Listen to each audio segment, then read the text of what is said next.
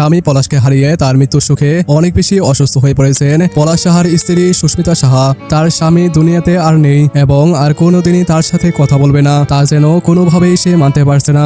মাত্র 20 বছর বয়সে এত বড় একটি ধাক্কা সইতে না পেরে যেন পাগল প্রায় সুস্মিতা সাহা। আর এই ঘটনায় তিনি মানসিকভাবে যেমন অনেক বেশি বিপর্যস্ত হয়েছেন, একইভাবে শারীরিকভাবেও একেবারে ভেঙে পড়েছেন। তিনি যে এখন নিজের পায়ে দাঁড়ানোর শক্তিটুকু হারিয়ে ফেলেছেন তা স্পষ্টতই দৃশ্যমান।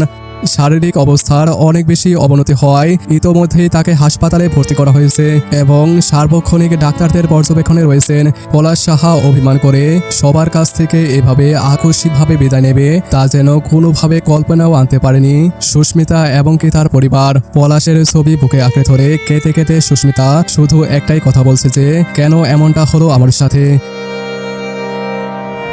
সে যে এত বেশি হতাশার মধ্যে ডুবেছিল তা সম্পর্কে আমি মোটেও অবগত ছিলাম না।